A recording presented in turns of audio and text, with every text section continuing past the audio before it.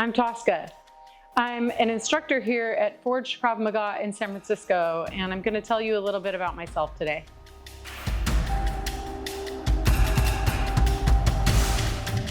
I grew up in Sacramento for my early childhood. When I was an 11-year-old, we moved to Michigan. And I spent a year there, which was really cool because I had never lived where there was any weather. There's a lot of snow in the winter in Michigan. So I had 1 year of experience with that. And then I moved down to Atlanta, Georgia, where I spent the next 5 years or so before moving back to California. Martial arts is a journey that I started with Krav Maga. So that was my first martial arts experience. I'd always been interested in it, but never done anything about that interest. So the choice of Krav Maga wound up being kind of circumstantial.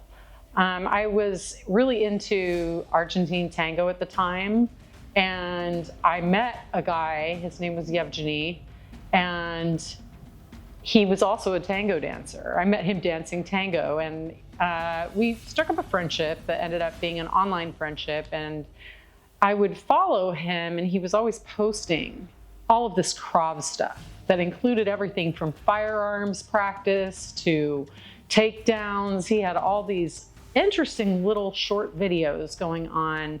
And when I decided I wanted to pursue my interest in martial arts, I reached out to him and I said, is there anybody local to me who teaches the way that you're demonstrating? And he sent me to Tactica, Oakland.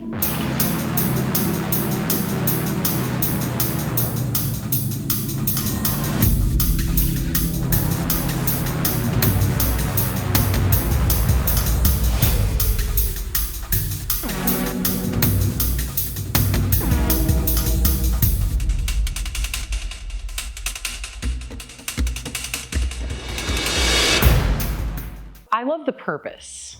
Let me start with the purpose of Krav Maga, because I think that no matter what training you're doing, it should lead to something productive in your life. And the purpose of Krav Maga is self-defense, something that I believe is a natural right for every human.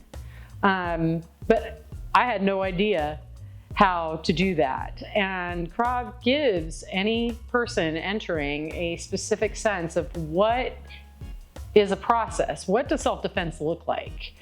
What are some practical circumstances you might run into? How do you make self-defense happen in a moment? How do you practice for something that you hope is never going to happen?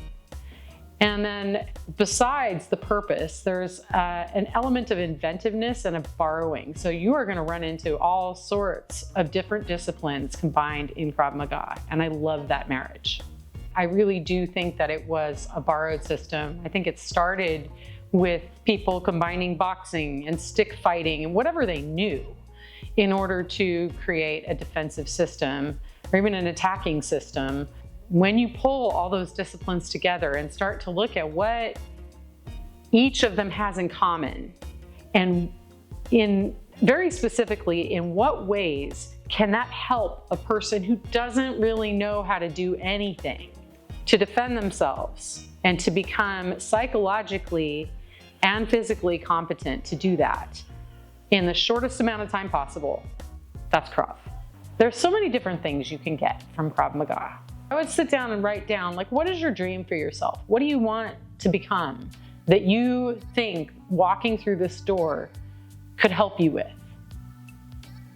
What do you want to achieve here? And let's file that away for 3 months. And at the end of that 3 months, write down what you've achieved. Like, what did you pick up? One thing you got that you had always wanted to have and you now have. And then what's the next thing you want? That's the advice I would give. I got one more thing. This is for my aggressive girls out there. Okay? This is for the aggressive girls. You've been told, tone that down, lock that up, suppress that. You can come here and let it all out. So we are here for that, and you are welcome to come and release yourself.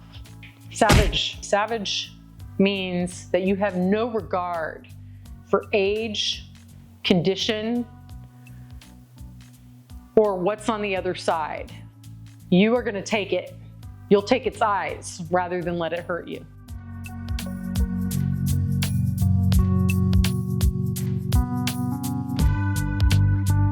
That's what I'm saying. Honey badger. That's right. Honey badger. Honey badger don't give a shit.